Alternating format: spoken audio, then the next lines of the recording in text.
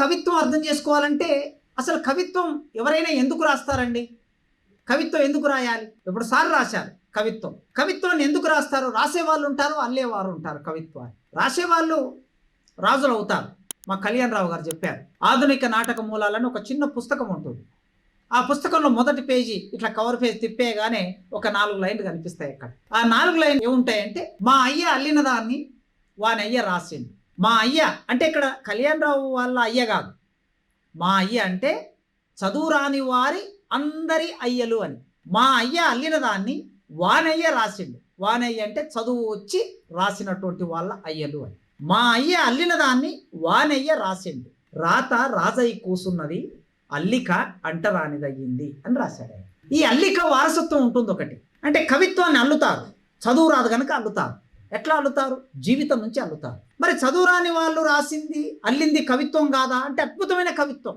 వాళ్ళు ఎంత అద్భుతంగా అంటే, కవిత్వానికి ఒక లాజిక్ ఉండాలి, కవిత్వానికి ఒక నిర్మాణం ఉండాలి, కవిత్వానికి ఒక కొన్ని ప్రతీకలు ఉండాలి, కొంత వర్ణన ఉండాలి, కొన్ని భావచిత్రాలు ఉండాలి, కొన్ని ఊహ చిత్రాలు ఉండాలి. ఇవన్నీ కవితా నిర్మాణం గురించి చెప్తారు. ఇవన్నీ కూడా చదువురాని వాళ్ళ అల్లికలో భాగంగా ఉంటాయి. దానిని యూనివర్సిటీ స్థాయిలో ఏమంటున్నారంటే జానపద సాహిత్యం అంటున్నారు, మౌఖిక సాహిత్యం అంటున్నారు.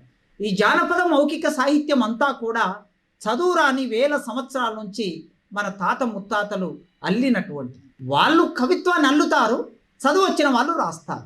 ఈ అల్లటము రాయటము అనేది ఎందుకు చేస్తారంటే మనుషులకి భావోద్వేగాలు ఉంటాయి కనుక. భావోద్వేగాలు, దుఃఖం ఉంటుంది, కోపం ఉంటుంది, ప్రేమ ఉంటుంది, శృంగారం ఉంటుంది. ఇవన్నీ భావోద్వేగాలు. ఈ భావోద్వేగాలను వ్యక్తం చేయడానికి ఒక కళారూపం కావాలి. ఒక్కొక్కరికి ఒక కళారూపం తోడవుతుంది. ఒకరు బొమ్మ వేస్తారు, ఒకరు పాడుతారు, ఒకరు సంగీతం వాయిస్తారు, ఇంకొకరు కవిత్వాన్ని అల్లుతారు, రాస్తారు. అంతే. దీనికి చదువుతో సంబంధం లేదు. అక్షరాలు రావటం రాకపోవడంతో సంబంధం లేదు. మనిషి తన భావోద్వేగాలని సమాజంలో భాగం చేసి సామూహికమైన వ్యక్తీకరణగా కొందరు వ్యక్తమవుతారు, కొందరు వైయక్తికమైన వ్యక్తీకరణగా ఉంటుంది. అయితే ఎవరు ఏది అయినా అల్లినా రాసినా అందులో సమాజం ప్రతిబింబించబడుతుంది. సమాజం లేకుండా, ఉత్పత్తి లేకుండా, శ్రమ లేకుండా, జీవితం లేకుండా ఏ ఒక్క అక్షరబద్ధం కావటం కానీ లేదా నోటు నుంచి రావటం కానీ జరగదు. ఆ సమాజ ప్రతిబింబం అనేది నేరుగా ఉండొచ్చు, ఇండైరెక్ట్గా ఉండొచ్చు. అది ఒక్కొక్కసారి సందర్భాన్ని బట్టి చెప్పే ఒక ప్రాసెస్ ఉంటుంది. ఆ ప్రాసెస్లో వారి శక్తిని బట్టి, స్థల కాలాలను బట్టి అది నిర్ణయించబడుతుంది. అందుకే కోడిని చూస్తే పాట అల్లుతారు, దూడను చూస్తే పాట అల్లుతారు, అమ్మాయిని చూస్తే పాట అల్లుతారు, ఆకాశాన్ని, పువ్వుని, అడవిని, వీటన్నిటిని చూసి పాటలు అల్లుతూ ఉంటారు. దూడమ్మ నాయి దూడ, నా బొల్లి కోడె దూడ అన్నారు అనుకోండి. చూడండి, దూడమ్మ నాయి దూడ, నా బొల్లి కోడె దూడ. ఒక వాతావరణాన్ని ఇట్లా క్రియేట్ చేస్తారు. ఎందుకంటే ఎదుటి వాళ్ళు వినాలే కనుక. ఒక కళారూపం వ్యక్తం కావడానికి అది కళారూపంగా మారాలి. కళారూపంగా మారాలంటే కవిత్వం కూడా ఒక కళ కనుక ఆ కళ ద్వారా తనలో కలిగిన భావాలని ఒక 1000 మందికో 1,00,000 మందికో తెలియజేయడానికి మనుషులు తపన పడుతూ ఉంటారు. ఆ తపన పడే క్రమంలో నుంచే కవిత్వం వస్తుంది. అందుకే ఈ కవిత్వం అనేది సమాజంలో భాగంగా, సమాజ అన్వయంలో భాగంగా వస్తుంది, ఉత్పత్తిలో భాగంగా వస్తుంది, ఉత్పత్తి శక్తుల్లో భాగంగా వస్తుంది, ఉత్పత్తి సంబంధాల్లో భాగంగా వస్తుంది. అందులో కులం ఉంటుంది, మతం ఉంటుంది, స్త్రీలు ఉంటారు, పురుషులు ఉంటారు, పక్షులు ఉంటాయి, జంతువులు ఉంటాయి, మనుషులు దోపిడీ ఉంటుంది.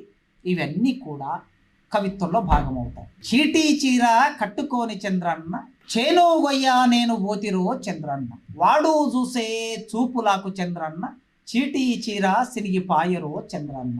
ఇది అల్లికనే. ఇదేమి రాసిన వాళ్ళకు కాదు, ఎవరు కూడా రాయలేదు. కాళ్ళకు కడాలు పెట్టుకోని చంద్రన్న, కలుపు దియ్యా నేను ఓతిరో చంద్రన్న, వాడు చూసే చూపులాకు చంద్రన్న, కళ్ళ కడాలు పాములాయరో చంద్రన్న. కళ్ళకు కాటుక పెట్టుకోని చంద్రన్న, కలుపు దియ్యా నేను ఓతిరో చంద్రన్న, వాడు చూసే చూపులాకు చంద్రన్న, కళ్ళ కాటుక కారమాయరో చంద్రన్న.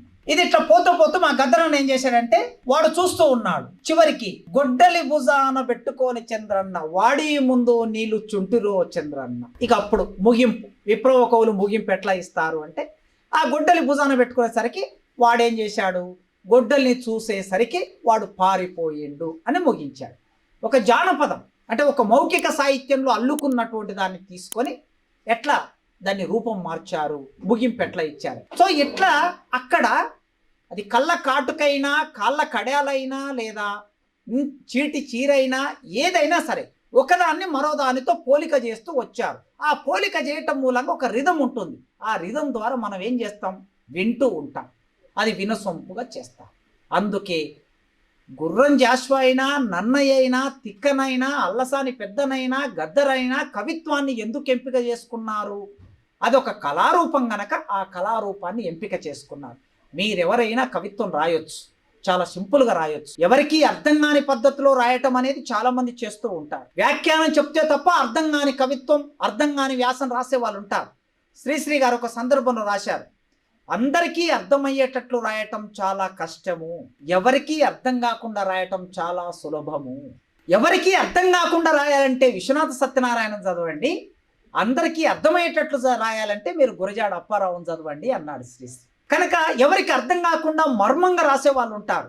మర్మం అక్కర్లేదు, ఎందుకంటే మానవ జీవితం మర్మంతో కూడుకున్నది కాదు, చాలా సులభమైంది మానవ జీవితం, శ్రమ చాలా సులభమైంది. అందుకే అందరికీ అర్థమయ్యేటట్లు రాయొచ్చు. ఇక్కడ పిల్లలు ఉన్నారు ఒక 10-20 మంది. కవిత్వం వినటం, కవిత్వం చదవటం, కవిత్వం రాయటం అనే ప్రాసెస్లోకి మనం వెళ్ళాలి, చాలా సులభమైంది. కవిత్వం అంటే ఎవరు రాస్తారయ్యా, కవిత్వం అంటే ఫలానా కులం వాళ్ళు రాస్తారు అనే ఒక భ్రమని కల్పించేశారు. ఆ భ్రమని తెలుగు సాహిత్యంలో బద్దలు కొట్టిన మొదటి వ్యక్తి గుర్రం జాషువా.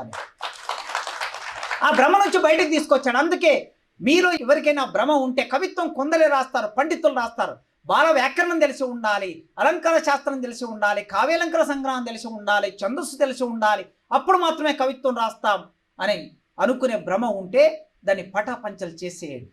ఏ వ్యాకరణం లేకుండా, ఏ ఛందస్సు లేకుండా గద్దర్ రాశాడు, ఏ వ్యాకరణం లేకుండా గోరటి వెంకన్న రాస్తూ ఉన్నాడు, అందశ్రీ రాస్తూ ఉన్నాడు, చదువు చాలా తక్కువ చదువు వచ్చినటువంటి అందశ్రీ అద్భుతమైన కవిత్వం రాస్తూ ఉన్నాడు. అందుకే ఈ ఒంగోలు పట్టణం నుంచి, ఈ చుట్టుపక్కల ప్రాంతం నుంచి అద్భుతమైన కవిత్వాన్ని ఈ అలంకార శాస్త్రాలతో సంబంధం లేకుండా తెలుగు సాహిత్యంలోకి తీసుకొచ్చారు. అందుకే కవిత్వం సంక్లిష్టమైందిగా మార్చేశారు. అందుకే ఇప్పుడు ఇక్కడ ప్రైజు కోసం వచ్చిన చిన్న పిల్లలు తప్ప 50 ఏళ్ళ వయసు లోబడిన వాళ్ళు ఎంతమంది ఉన్నారయ్యా అని చూస్తున్న అప్పటి నుంచి. గుర్రం జాషువా కవిత్వాన్ని చదివేవాళ్ళు, వినేవాళ్ళు ఈ సభ ఇక్కడ జరిగితే ఎంతమంది 50 ఏళ్ళ లోపు ఉన్నవాళ్ళు, 50 ఏళ్ళు దాటిన రిటైర్డ్ పర్సన్స్ ఎంతమంది అని చూస్తే ఇక్కడ మెజారిటీ రిటైర్డ్ పర్సన్సే ఉన్నారు. ఎందుకు ఇది వచ్చేసింది? అన్ని సభల్లో ఇదే వచ్చేసింది. ఇక్కడ ఈ ఒక్క సభ మాత్రమే కాదు, విప్లవ సంఘాలు పెట్టినా ఇదే సమస్య, దళిత సంఘాలు పెట్టినా ఇదే సమస్య, ఏ సంఘాలు పెట్టినా ఇదే సమస్య. ఎందుకు వస్తుంది అంటే సమాజంలో ఇది ఒక పెద్ద సవాలుగా మన ముందుకు వచ్చింది. ఈ సవాలును మనం ఎదుర్కొనకపోతే అంటే కవిత్వాన్ని ఎక్కడికి తీసుకెళ్ళాలి? సాధారణమైన యువజనంలోకి కవిత్వాన్ని తీసుకెళ్ళాలి. 62% యువజనం ఉన్నది. ఇప్పుడు 80 కోట్ల మంది ఈ దేశంలో యువజనులే ఉన్నారు. వారికి జాషువాను పరిచయం చేయకపోతే ఇంకెన్ని రోజులు వెంకటేశ్వర్లు గారి సభను పెడతారు, ఇంకెన్ని రోజులు మాణిక్యవర ప్రసాద్ గారి సభను ఇలాంటి కార్యక్రమాలు నిర్వహిస్తారు, మా అంటే ఇంకొక 10 ఏళ్ళు నిర్వహిస్తారు. ఆ తర్వాత దీన్ని ఎవరు టేకప్ చేయాలి అంటే గుర్రం జాషువాని పక్కన పెట్టేసేయాలన్నా, మర్చిపోవాలన్నా? కనుక ఒక కొత్త తరానికి గుర్రం జాషువాని తీసుకెళ్ళాలి, కవిత్వాన్ని తీసుకెళ్ళాలి. అలా తీసుకెళ్ళడానికి ఉన్న పరిమితుల్ని మనం బద్దలు కొట్టాలి. బద్దలు కొట్టాలంటే మనం గుర్రం జాషువాని అర్థం చేసుకోవాలి. గుర్రం జాషువా క్రమం ఒకటి మనకి ఇలా, ఏదైనా కవిత్వానికి ఒక ప్రయోజనం ఉండాలి ఖచ్చితంగా. ఒక్కొక్కడు ప్రయోజనం ఉంది, ప్రయోజనం లేకుండా ఎవడు ఏమి రాయడు. ఒకడికి రాజు ప్రయోజనం, ఒకడికి అంతఃపురం ప్రయోజనం, ఒకడికి శృంగారం ప్రయోజనం, ఒకడికి రాజును పొగడటం ప్రయోజనం. ఆ రాజును పొగడాలి. పాపం ఆయన మాత్రం బ్రాహ్మణుడు ఏం చేస్తాడు, తినడానికి తిండి లేకపోతే రాజు దగ్గరికి వెళ్ళి 4 పద్యాలు చెప్పేసి ఆయనను పొగిడి ఇన్ని డబ్బులు ఇస్తేను లేకపోతే ఇంత బంగారం ఇస్తాను తెచ్చుకొని ఆయన బతకాలి, పిల్లలకి ఇంత అన్నం పెట్టుకోవాలి, అది ఆ ప్రయోజనం. ఇంకొకడు 10 మంది భూస్వాములు కూర్చుంటారు, వేదిక మీద వరుసగా కూర్చుంటారు, అష్టదిగ్గజ కవులందరూ చదువుతూ ఉంటారు, సామంత రాజులందరూ ఇట్లా కూర్చోండి. ఏం చదవాలి? వచ్చిన వాళ్ళు సామంత రాజులు, రాజులు, భూస్వాములు, మంత్రులు, వీళ్ళే ఉన్నారు అక్కడ. వాళ్ళకి బాధ చెప్తే, కన్నీళ్ళు చెప్తే అర్థం కాదు కదా, అవసరం లేదు కదా. వాళ్ళకేం చెప్పాలి? అమ్మాయి నకసిక పర్యంతం వర్ణించాలి, తల వెంట్రుకల నుంచి కాలి గోటి వరకు వర్ణించాలి, అది వాడి ప్రయోజనం. వాడిని సంతోష పెట్టడం ఆనాటి అవసరం. అందుకే శ్రీకృష్ణదేవరాయల కాలంలో వినుకొండ వల్లభరాయుడు, వినుకొండని పరిపాలించిన వల్లభరాయుడైనా ఈ ప్రాంతంలో శ్రీకృష్ణదేవరాయల పరిపాలన ఉన్నటువంటి ప్రాంతం కదా ఇదంతా. అందుకే ఆనాటి ప్రయోజనం అది. తిక్కన ప్రయోజనం ఇప్పుడు సార్ అన్నాడు కదా, ఆశ్చర్యం. వారు జడ్జి గారు మరి వాళ్ళు అట్లా చెప్పడం కరెక్టో కాదో నాకు తెలియదు, పెద్దవాళ్ళు మీరు చెప్పాలి. వేదాన్ని చిత్తు చేసి, శాస్త్రాలని బద్దలు కొట్టి, మనువాదాన్ని చింపి పడేసి, వాటన్నిటినీ దూరం పెట్టి ప్రజాస్వామ్య సూత్రాన్ని ఇచ్చింది భారత రాజ్యాంగం తప్ప పంచమ వేదం కాదు. అది పంచమ వేదం మహాభారతం అని చెప్పుకున్నారు వాళ్ళు. మనం మళ్ళీ ఒక ప్రజాస్వామ్య సూత్రాన్ని ఇచ్చిన రాజ్యాంగాన్ని తీసుకెళ్లి వేదం పక్కన పెడితే వేదాన్ని తుత్తినీయలు చేశాడు ఆయన. వేదం చదవద్దన్నది, వేదం స్త్రీకి సంపద వద్దన్నది, స్త్రీకి చదవద్దన్నది, వేదం దళితుని ఊరికి దూరంగా ఉండమన్నది, వేదం మనిషిని మనిషిగా చూడలేదు, వేదం శూద్రుడు కత్తి బట్టొద్దన్నది, శూద్రుడికి రాజ్యాధికారం లేదన్నది, వేదం అంటరాని వాడు పురవీధుల్లోకి రావద్దన్నది. ఆ వేదం స్థానంలో, ఆ మనువాదం స్థానంలో రాజ్యాంగాన్ని తీసుకొచ్చి భారతదేశంలో కుల, మత, భాష, రంగు, రుచి, ప్రాంత, దీనితో లింగ సంబంధం లేకుండా మనిషి అయితే చాలు, మనుషులందరూ సమానమే అనే ప్రజాస్వామిక భావన తీసుకొచ్చింది భారత రాజ్యాంగం. కనుక అది వేదం కాదు. అలాంటి భారత రాజ్యాంగం తీసుకొచ్చినటువంటి అంబేద్కర్ భారతదేశంలో ఒక కొత్త భావనని, ఈ దేశంలో ఒక ప్రజాస్వామిక భావనని తీసుకొచ్చారు. ఈ నేపథ్యం నుంచి చూస్తే ఆధునిక కాలం వచ్చే నాటికి, అంటే ఒక నన్నయ్య, తిక్కన్న, ఎర్రన్న, అల్లసాని, పెద్దన్న ఈ కాలం అంతా ఇలా నడుస్తూ ఉన్నప్పుడు ఈ మధ్య యుగాల్లో వేమన అనే ఒక అద్భుతమైన మనిషి సమాజంలోకి వచ్చాడు. సామాజిక ప్రయోజనంతో కవిత్వాన్ని చేపట్టాడు. సామాజిక ప్రయోజనం కవిత్వానికి ఉంటుందని చెప్పాడు. ఆ తర్వాత గురజాడ అప్పారావు ఆ సామాజిక ప్రయోజనాన్ని ఉన్నత స్థాయికి తీసుకెళ్ళాడు. ఆ తర్వాత తెలుగు సాహిత్యంలో ఆధునిక యుగం మొదలైనప్పుడు సరిగ్గా ఆ కాలం 1895. మనుషులని స్థలకాలాలు నిర్ణయిస్తాయి, ఆకాశం నుంచి ఊడిపడదు. స్థలకాలాలు నిర్ణయిస్తాయి మనుషుల్ని. ఈ స్థలకాలాలు నిర్ణయిస్తాయనడానికి ఒక కాలపు చరిత్రను మనం చూస్తే 1895 నుంచి 1910, అంటే ఈ 10-15 సంవత్సరాల కాలంలో తెలుగు నేల మీద పుట్టిన వాళ్ళే ఆధునిక తెలుగు సాహిత్యాన్ని కొత్త పుంతలు తొక్కించారు. 1895 నుంచి 1910 వరకు ఎవరైనా తీసుకోండి.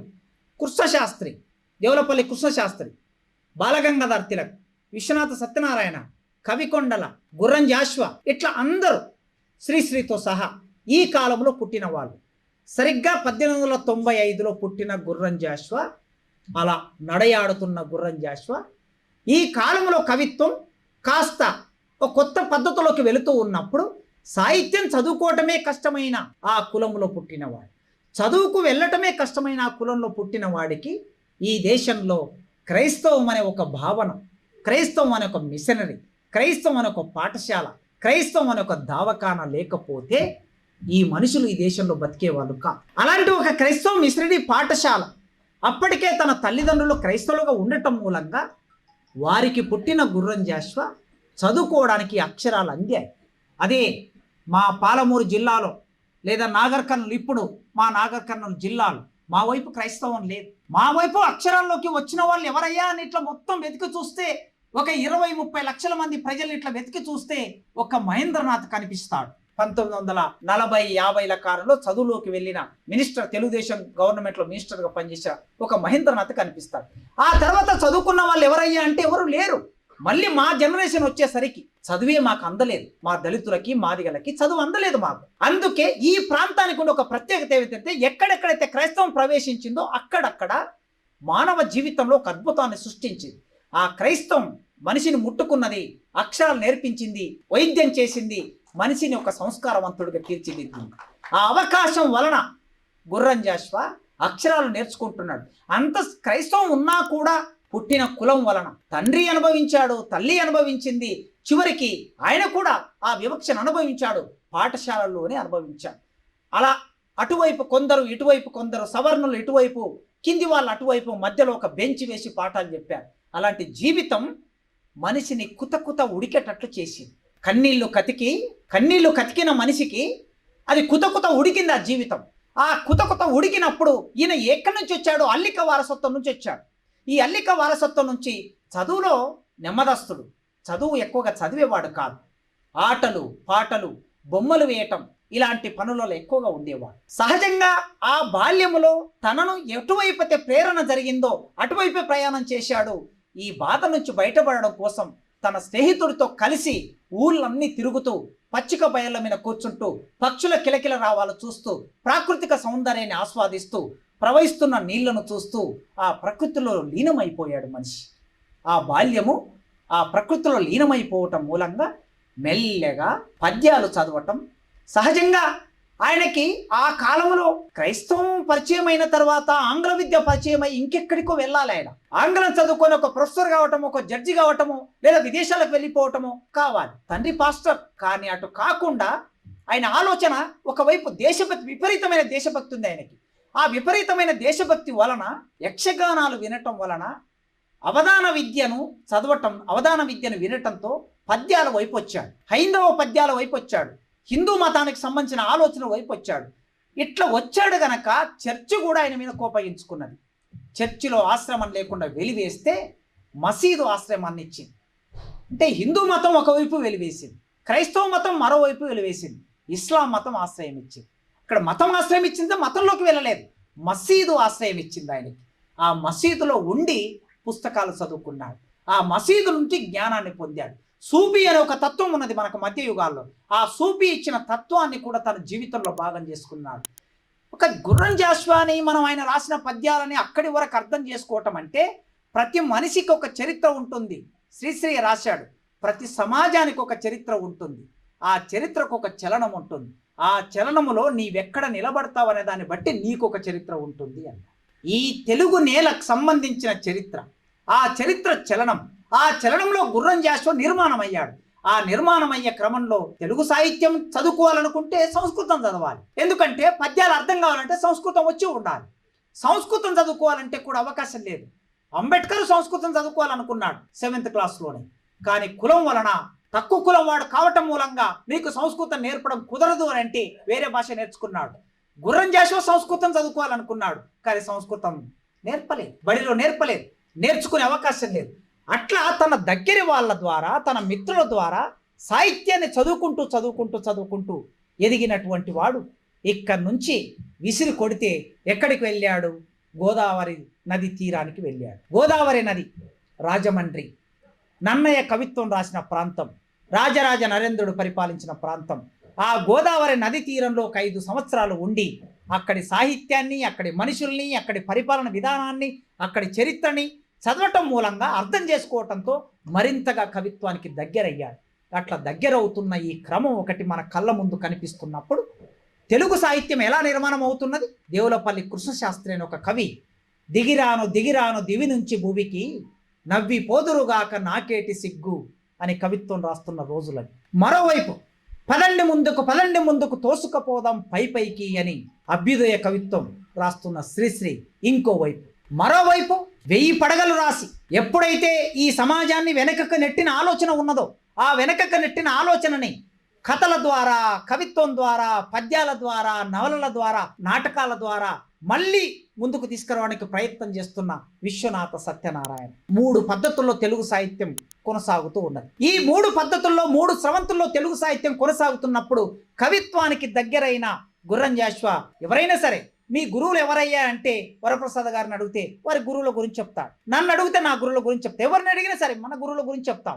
నీ గురువులు ఎవరయ్యా అంటే ఆకలి అంటరానితనం, ఆకలి సహనాన్ని నేర్పింది, అంటరానితనం ఆత్మగౌరవాన్ని ఇచ్చింది అన్నాడు. సహనం, ఆత్మగౌరవం ఈ 2 అతడికి కవిత్వంలో భాగమయ్యాయి. ఇప్పుడు నేను ఏమి రాయాలి అనుకున్నప్పుడు తన మిత్రుడి ద్వారా మేఘ సందేశం నేర్చుకొని, మేఘ సందేశాన్ని చదివి దానిలో ఉండే కవితాత్మక శక్తిని నేర్చుకొని అలా సంస్కృత కావ్యాలన్నింటినీ అధ్యయనం చేస్తున్న ఒక క్రమం గుర్రం జాషువా మొదలుపెట్టాడు. తెలుగు సాహిత్యాన్ని, సంస్కృత సాహిత్యాన్ని, కొంత ఆంగ్ల సాహిత్యాన్ని, ఈ 3 చదువుతూ ఉన్నప్పుడు అవధాన విద్య వైపు కాస్త మనసు పెట్టాడు గనక పద్యాన్ని పట్టుకోవాలి. ఒక రకంగా ఆ కాలంలో గుర్రం జాషువా పద్యం రాయకుండా ఉంటే, ఒకవేళ వచన కవిత రాసి ఉంటే, గుర్రం జాషువాని సరిపోలిన కవి తెలుగు సాహిత్యంలో ఇంకొకడు ఉండేవాడు కాదండి. ఈనాటి వరకు ఆయన పద్యానికి, ఆయన పద్యం అనే ఒక ప్రక్రియ చేపట్టడం మూలంగా ఆయన కవిత్వానికి ఒక పరిమితి ఏర్పడింది. ఒక కవి రాశాడు, ఇప్పటి వరకు బ్రాహ్మణుల్లో గుర్రం జాషువాని పోలినటువంటి కవి ఒక్కడున్నాడు, ఇంకెవడు లేడని రాశాడు. ఆశ్చర్యం చూడండి. ఆ ఒక్కడు ఎవరయ్యా అని ఎవడికి వాడు జబ్బలు సర్దుకుంటున్నాడు. ఇలా నేనా విశ్వనాథ సత్యనారాయణతో సహా గుర్రం జాషువా కవిత్వం గురించి ఒక ప్రముఖ కవి ఏమన్నాడంటే, గుర్రం జాషువా అనే కవిని పోలిన ఒకే ఒక్కడున్నాడు, ఇంకెవరు లేరు అన్నాడు. ఆ ఒకే ఒక్కడు ఎవడు? సర్కాస్టిక్గా అన్నాడు ఆ ఒకే ఒక్కడు అనే మాట ఆయన. ఎవడు లేడు నిజానికి. కానీ ఎవడు వేరు ఆ ఒక్కడన్నా అనే మాట అంటే ఎవరికి వాళ్ళుగా నేనే సంతృప్తి పడతారన్న ఉద్దేశంతో ఆ మాట రాశాడు. అట్లా పద్యాన్ని మీద అంత పట్టు సంపాదించాడు. ఆ పట్టు సంపాదించిన ఆయన పద్యాన్ని ఒడుపుగా తెలుగు సాహిత్యంలోకి తీసుకొచ్చాడు. ఆ తెలుగు సాహిత్యంలో కొత్త వస్తువును పరిచయం చేశాడు. ఒక ఆయన ఆకాశంలో సంచరిస్తున్నాడు, ఇంకొక ఆయన అభ్యుదయాన్ని కోరుకుంటున్నాడు, ఇంకొక ఆయన పోయినటువంటి వేద ధర్మాన్ని మళ్ళీ తిరిగి తీసుకురావడానికి ప్రయత్నం చేస్తూ ఉన్నాడు. ఈ సందర్భంలో తన ఆకలి, తన అంటరానితనం, వీటిని కవిత్వంలోకి తీసుకురావాలనుకున్నప్పుడు వస్తువు తన ఆకలి, అంటరానితనం ఓకే బాగుంది. దానితో పాటు వస్తువుతో పాటు ఏముండాలి? కవితా శిల్పం కూడా ఉండాలి. కవితా శిల్పం అంటే ఇంతకుముందు నేను ప్రారంభంలో చెప్పాను కదా, భాష. కవిత్వం రాయడానికి తగిన భాష, ఆ భాషకు తగిన వర్ణన, ఆ వర్ణనకు తగిన ప్రతీకలు, వాటికి తగిన భావచిత్రాలు, వీటన్నిటిని కవిత్వంలోకి తీసుకురావాలి. రాసినటువంటి భావాలను మాత్రమే, భాషను మాత్రమే, పదాలను మాత్రమే, ఊహలను మాత్రమే, వర్ణనలను మాత్రమే రాస్తే గుర్రం జాషువా గొప్పతనం ఏమీ లేదు. ప్రియురాలి మునివేళ్ల మీద రాశాడు, పెదవుల మీద రాశారు, చందమామ మీద రాశారు, వీటన్నిటి మీద రాశాడు. కానీ ఆ చందమామని కొత్తగా ఎలా చెప్పాలి, ఆ ప్రియురాల్ని కొత్తగా ఎలా చెప్పాలి, ఆ బాధని ఆకలి కొత్తగా ఎలా చెప్పాలి? అందుకే నాదు కన్నీటి కథ సమన్వయంబు చేయ ఆర్ధ హృదయంబు కూడా కొంత అవసరంబు. నా కన్నీటిని ఎదుటివాడు అర్థం చేసుకోవాలంటే, అంటే భారతదేశంలో కులానికి సంబంధించిన పెయిన్ అర్థం కావాలంటే అది అనుభవిస్తే అర్థం అవుతుంది. తర్వాత ఆ కన్నీటి కథను అర్థం చేసుకోగలిగిన హృదయమైనా ఉండాలి. ఈ రెండు లేకపోతే అర్థం కాదు. ఒకడు పైనుంచి నీళ్లు పోస్తూ ఉంటే మరొకడు ఇలా దోసిలి బట్టి తాగుతూ ఉంటే ఆ పెయిన్ ఎట్లా ఉంటుందో అనుభవిస్తే తెలుస్తుంది. నన్ను ముట్టుకోకు, నీవు దూరంగా ఉండు అని అంటే ఆ బాధ ఎట్లా ఉంటుందో అది అనుభవిస్తే తెలుస్తుంది. అనుభవం సాధ్యం కాదనుకోండి, అయినా ఏముండాలి? కనీసం ద్రవించే హృదయం ఉండాలి. ఆ ద్రవించే హృదయం గురించి గుర్రం జాషువా కోరుకున్నాడు. ఈ దేశంలో మీరందరూ రాసిన కావ్య నాయకులు, గొప్ప గొప్ప కావ్య నాయకులు ఉన్నారు మీ కావ్యాలన్నిటికీ. కానీ నా కావ్య నాయకుడు ఎవడవుతాడు? విస్తృతమైన వస్తువులు చేపట్టాడు. ఒకే దగ్గర ఆగలే గుర్రం జాషువా. ఆయన గొప్పతనం కూడా ఎక్కడుందంటే, నేతాజీ గురించి రాశాడు, బాపూజీ గురించి రాశాడు, క్రీస్తు గురించి రాశాడు, జిన్నా గురించి రాశాడు, అంబేద్కర్ గురించి రాశాడు. ఇంత విస్తృతమైన ప్రపంచమైనది. ఫిరదౌసి గురించి రాశాడు. అందుకే ఈ విస్తృతమైన కవితా వస్తువులు చేపట్టడం వలన ఆయన కేవలం గబ్బిలం ప్రాచుర్యంలోకి, ఎవరు అన్నారు ప్రారంభంలో, గబ్బిలం మాత్రమే ప్రాచుర్యంలోకి ఎందుకు వచ్చింది అంటే, గబ్బిలంలో ఉండే పద్యాలు నేరుగా తన జీవితమే. ఎవరైనా సరే తమ జీవితం గురించి రాసినప్పుడు అద్భుతంగా వ్యక్తీకరించగలుగుతాం. ఆ అద్భుతం ఎంత గొప్పగా వ్యక్తీకరించగలరు అనేది మనం ఆ గబ్బిలంలోని పద్యాల్లో తెలుస్తుంది. దానితో పాటు గబ్బిలం అనే కావ్యం టెక్స్ట్ అయింది. పీజీ లెవెల్లో టెక్స్ట్గా ఉన్నది, డిగ్రీ లెవెల్లో టెక్స్ట్గా ఉన్నది. ఒక్కొక్క స్థాయిలో గుర్రం జాషువా పాఠం పెట్టాలంటే ఏ పాఠం పెట్టాలి? గబ్బిలం పెట్టాలి. గబ్బిలంలో కొన్ని పద్యాలు, డిగ్రీ లెవెల్ అయితే కొన్ని పద్యాలు పెట్టాలి, పీజీ లెవెల్ అయితే టెక్స్ట్ పెట్టాలి. మిగతా వాటిని చెప్పడానికి అంత సులభంగా ఉండవు. చెప్పే టీచర్లకు కూడా, ప్రొఫెసర్లకు కూడా సులభంగా ఉండాలి గనక గబ్బిలాన్ని. ఎందుకు? ముఖ్యంగా దళితోద్యమం వచ్చిన తర్వాత 1970ల తర్వాత దళిత పాంతర్స్ వచ్చి, విప్లవోద్యమం వచ్చి, 80లో దళితోద్యమం వచ్చి క్వశ్చన్ చేసింది. నీ సిలబసే చదువుతున్నా నేను, నా సిలబస్ ఎక్కడా అనుకున్నప్పుడు అప్పుడు దళిత జీవితాన్ని ప్రతిబింబించిన గబ్బిలం కావ్యాన్ని సిలబస్లోకి తీసుకొచ్చారు. ఫలితంగా ఎక్కువ మంది చదివారు, పద్యాలు సులభంగా ఉన్నాయి, కంఠస్థం చేశారు, కాటుసీన్ ఉన్నది. ఇవన్నీ రకరకాల పద్ధతుల్లో అవి ప్రదర్శించబడుతున్నాయి గనక అది ప్రాచుర్యంలోకి వచ్చింది. అంతకన్నా గొప్ప కావ్యాలు, సమానమైన కావ్యాలు, ఇతర కావ్యాలు కూడా ఉన్నాయి సహజంగా అందరి విషయంలో. శ్రీశ్రీ అద్భుతమైన కవిత్వం ఖడ్గ సృష్టిలో ఉంటుంది, కానీ మహాప్రస్థానమే పేరెనిక గన్నది. ఏదో ఒక కావ్యం డామినేట్ చేస్తుంది అన్నిటి మీద. శివసాగర్ అద్భుతమైన కవిత్వం చాలా కావ్యాల్లో కనిపిస్తుంది మనకి, కానీ ఉద్యమం నెలబారుడు డామినేట్ చేస్తుంది మిగతా వాటి. ఒక్కొక్క కవికి పేరు తీసుకొచ్చిన కావ్యమే అల్టిమేట్. అట్లా ఈయనకి ప్రముఖంగా పేరు తీసుకొచ్చిన కావ్యం గబ్బిలం గనక ఆ గబ్బిలం ఆధారంగా ఆయన కవిత్వాన్ని అంచనా వేస్తూ ఉంటారు. అందుకే గబ్బిలంలోకి కథా నాయకుడిని, కథా వస్తువుని ప్రవేశపెట్టడానికి కావలసిన భాషను కూడా తెచ్చుకున్నాడు ఆయన. అరుంధతి సుతుడు అనే పదప్రయోగం చేశాడు. ఈ అరుంధతి సుతుడు ఆముదపు దీపము అల్లన ఆరిపాయే. ఆ గబ్బిలం ఇలా ఇంట్లోకి రాగానే ఆ ఆముదపు దీపం, ఈ ఆముదపు దీపం అనేది ఎవడి ఇళ్లలో ఉంటుంది? ఆ ఇంటి ముఖ చిత్రాన్ని, ఆ గుడిసెను, ఆ ఇరిగిపోయిన మంచం, ఇనుని సాగనంపి ఇల్లు చేరి శ్రమజీవి, బేసిక్గా శ్రమజీవి. ఆ శ్రమజీవి కావలసిన ఆ పదాన్ని ఇలా ప్రయోగిస్తే తప్ప దాని ప్రాధాన్యత పాఠకుడికి చేరదు. వాని రెక్కల కష్టంబు లేని నాడు సస్యరమా పండి పులకించ సంశయించు. ఎవడు రాశాడండి ఇలా? వాని రెక్కల కష్టంబు లేని నాడు సస్యరమా పండి పులకించ సంశయించు. వాడు పని చేయకపోతే భూమి అంటుందట, పచ్చిక బయలు నేను పండను పో అంటుందట. వాడెవడు? దళితుడు. వాని నైవేద్యము అంటూ వడిన నాడు 3 మూర్తులకు కూడా కూడు లేదు. ఇదే కొత్త భాష, కొత్త ఈస్టటిక్. సౌందర్య శాస్త్రం అని అంటారు కదా, సాహిత్యానికి సౌందర్య శాస్త్రం, కవిత్వంలో సౌందర్యాత్మకత అనేది ప్రధానంగా ఉంటుంది. కొన్నిసార్లు అది అండర్ కరెంట్గా ఉంటుంది, కొన్నిసార్లు నేరుగా ఉంటుంది. ఆయన కవిత్వంలోనే ఎన్ని కోయిల పాటలు వృధా అయ్యెనో కదా, ఇక్కడ నేరుగా కనిపిస్తుంది, మరొక చోట ఇండైరెక్ట్గా కనిపిస్తుంది సౌందర్యాత్మకత అనేది.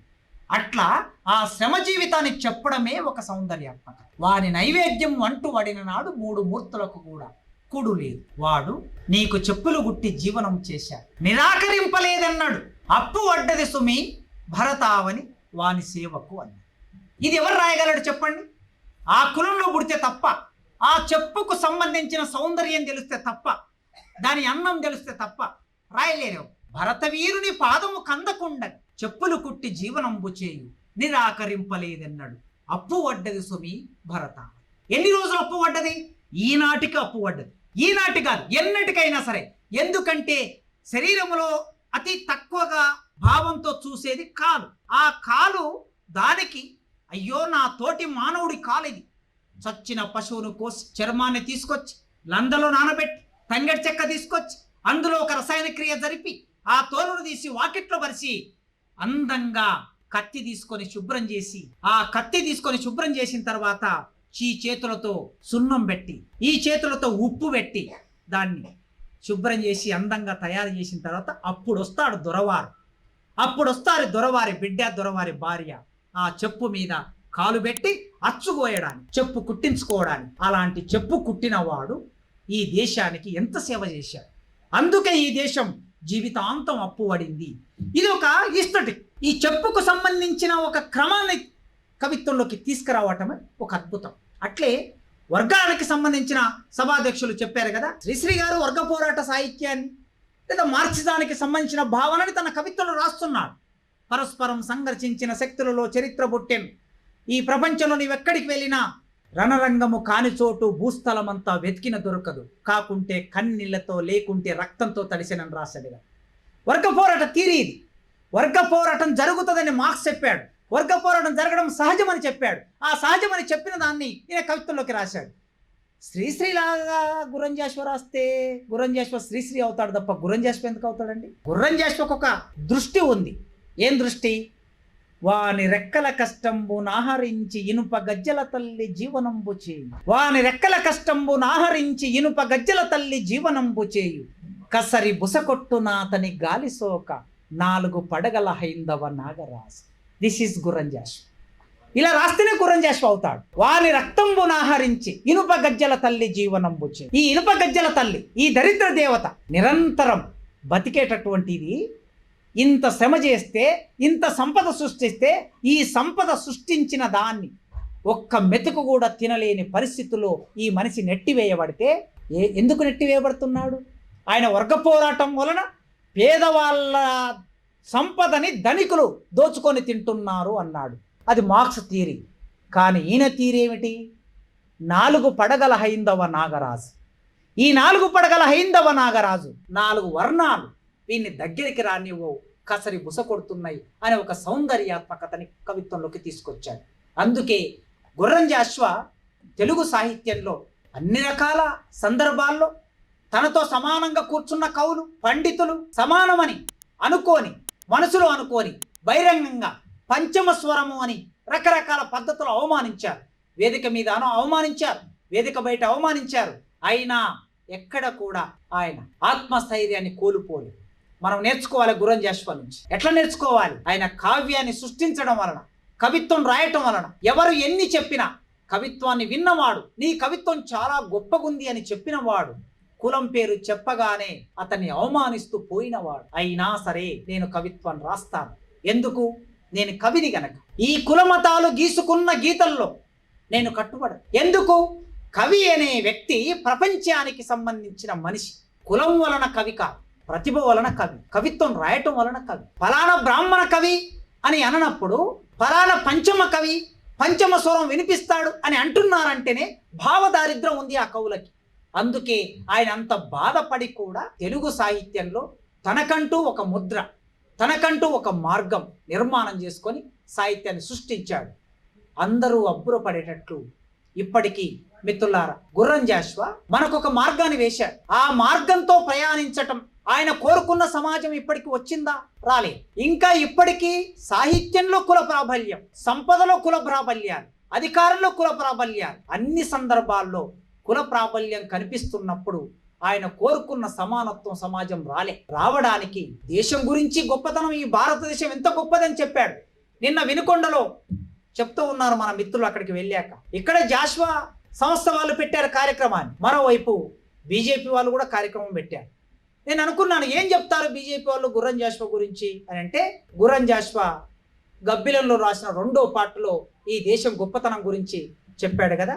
బహుశా గుర్రం జాషువా ఇంత గొప్ప జాతీయ కవి అని చెబుతారు కాబోలు. లేదంటే అక్కడ ఆ రాజు కవిత్వం రాస్తే బంగారు నాణాలకు బదులు వెండి నాణాలు పంపించి అవమానించాడు కదా, అవమానించిన కవి ముస్లిం కనుక ముస్లింలకు వ్యతిరేకంగా గుర్రం జాషువా ఎలా రాశాడో అని చెప్తారు కాబోలు. ఇవాళ గుర్రం జాషువా కేవలం మాదిగలకు సంబంధించిన కవి మాత్రమే కాదు, టీడీపీకి సంబంధించిన కవి మాత్రమే కాదు, వైసీపీకి సంబంధించిన కవి మాత్రమే కాదు, ఇప్పుడు బీజేపీ వాళ్ళకు సంబంధించిన కవిగా కూడా మారబోతున్న సందర్భంలో గుర్రం జాషువా గురించి మనం మాట్లాడుకుంటున్నాం. ఆ గుర్రం జాషువా కోరుకున్న సామాజికత, హేతు దృష్టి గురించి మాట్లాడుకుంటున్నాం. రాజ్యాంగాన్ని ఒక్కొక్క పేజీ చింపేస్తూ ఈ దేశ అధినాయకుడు మనల్ని వెనక్కి నడిపిస్తూ, అధినాయకుడు ఏం మాట్లాడుతున్నాడు?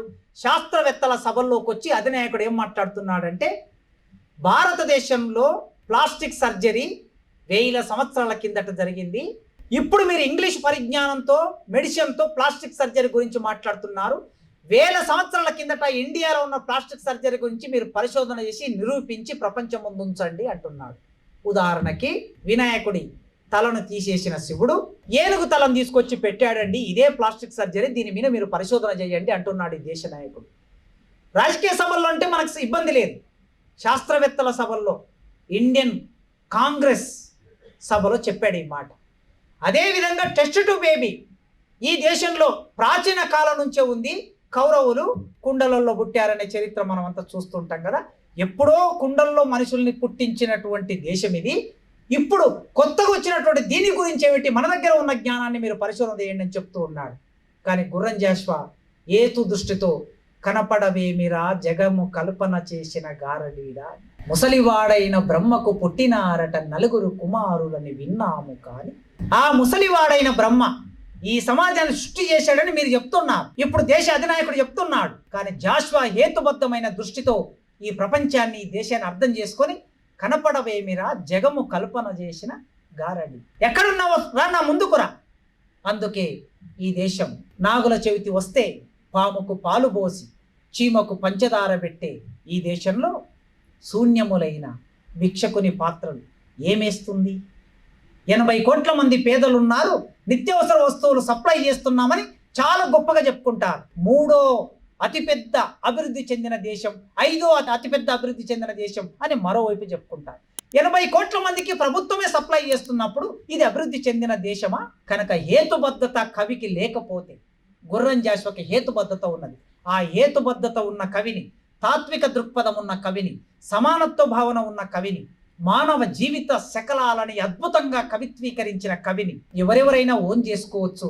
కానీ ఆ కవిని శ్రమజీవుల వైపు, దళితుల వైపు, ఈ దేశంలో సమానత్వం రావడం కోసం జరిగే పోరాటాల వైపు నిలబెట్టడంలోనే మన కర్తవ్యం ఉంటుంది. ఆయన జయంతి సందర్భంగా ఈ ఒంగోలు పట్టణంలోకి నన్ను పిలిచి ఈ 4 మాటలు మాట్లాడే అవకాశం ఇచ్చిన మీ అందరికీ పేరు పేరున వందనాలతో ముగిస్తున్నాను.